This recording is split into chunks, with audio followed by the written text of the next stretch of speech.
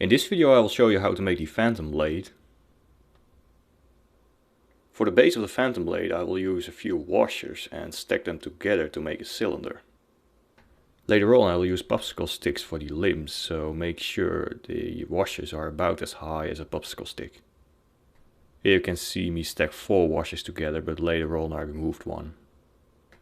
I roughen up the surface of the washers and then use some epoxy metal glue to stick them together. I took 2 more washers and filled the hole with some more glue. Make sure you have some wax paper underneath so it won't stick to your table or anything else. After the glue dries, you should have a nice compact cylinder. This cylinder will contain the mechanism for extracting the limbs. The limbs will partly move inside this cylinder, so you have to grind away pretty much half of it, and also some more from the inside to create space.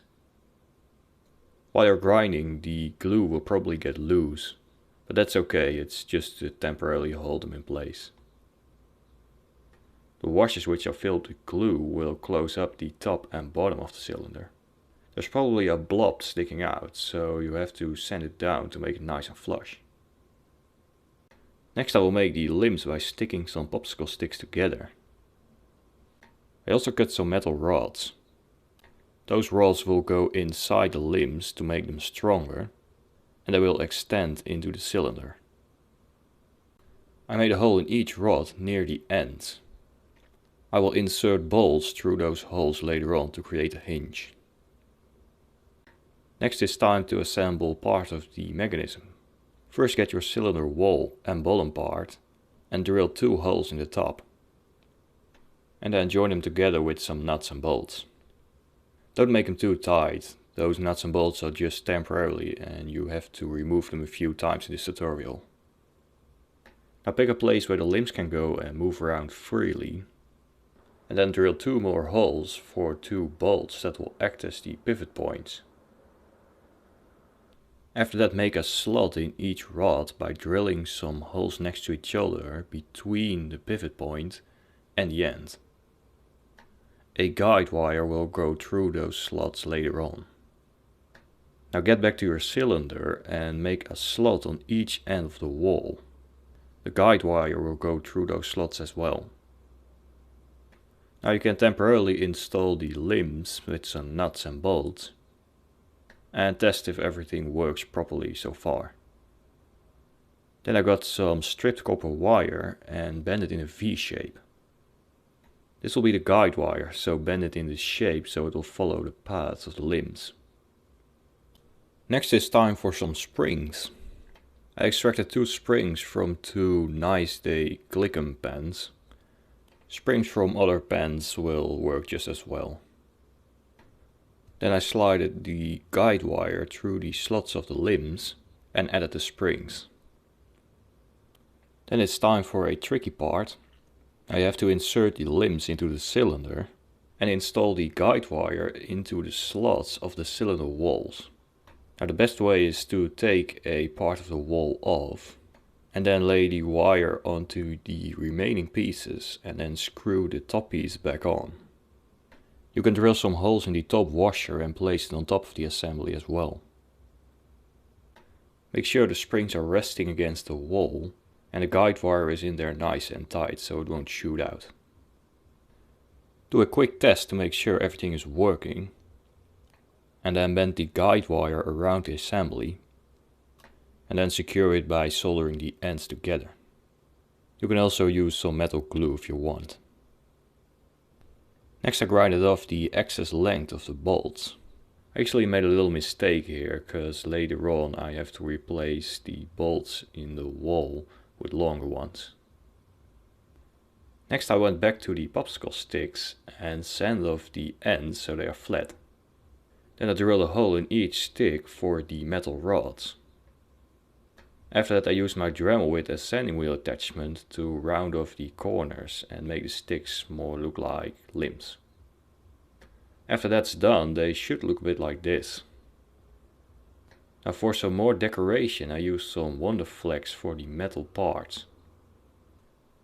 Next I heated up a paper clip and pushed it through the wonder flex to make holes for the string. After cutting and melting the wonder flex pieces around the limbs, I covered up all wooden parts and spray painted the wonder flex silver. Next I used some epoxy glue to glue the limbs on the metal rods. While that's drying, you can work on the second part of the phantom blade. I found a metal tube and rod, which will fit into each other. Hold the metal tube against your arm and measure out the length you like and cut it off. Then get the metal rod and saw off just a little piece of it. Now the tube will be attached to the limb assembly, and the metal rod will be attached to the limbs by using a string. So first I will make a bracket by folding a metal strip around the tube. Then I put the pieces in a vise and hammered the ends of the strip down to 90 degrees.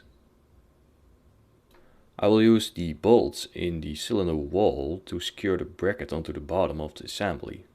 So hold the bracket next to the bolts and eyeball out where the holes needs to be. And then drill those holes and clamp the tube onto the bottom. Part of the bracket sticks out, so I sand down the corners and then hammered them around the sides. Next I made a slot in the tube and in the metal cylinder that goes inside as well. Now attach a string to the limbs and check if your slot is wide enough. If not, make a few adjustments until it's right. Then I made a shark fin out of metal and glued it inside the cylinder.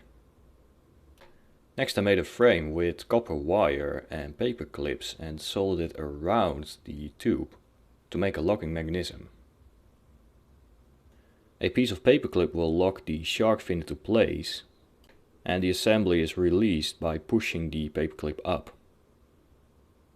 To attach a string to the assembly I drilled a small hole in the shark fin. Then I inserted a string and attached it to the limbs. I burned the ends to make a secure knot.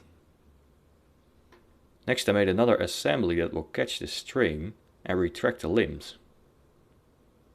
Now the springs in the limb assembly are not quite strong enough to shoot a projectile. To give the phantom blade some more force, I will insert springs in the metal tube behind the metal cylinder. If you want it to be decorative and harmless, you shouldn't insert those springs. To keep the springs inside, I will drill a hole in the end and insert a bolt. Don't insert the springs and bolt yet. There's one more step to do before that.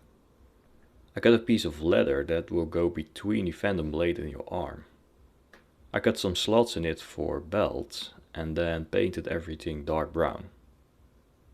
After that I placed the phantom blade on top and marked a spot where the hole on the end is. Then I punched a hole in the leather, inserted a bolt and washer and secured it with a nut. Then I inserted the springs in the end of the tube and pushed the bolt through the hole on the end to secure everything inside. I will use the bolts from the cylinder wall to secure the other end of the phantom blade to the leather. Next it's time to attach some strings to the mechanisms to operate the phantom blade with our hand. One string will go to my ring finger. This string let the phantom blade unfold. Now the other string goes to my thumb. I can shoot the phantom blade with that. I tied the strings to some rings just for convenience. Next I cut a piece of wooden dowel as our projectile and use a pencil sharpener to make a point on the end. Now after grinding and sanding, the moving parts might not move so smoothly anymore. So I inserted some sewing machine oil in all moving parts to make everything move smooth again. After that, the phantom blade is done. This was my phantom blade tutorial. Thanks for watching.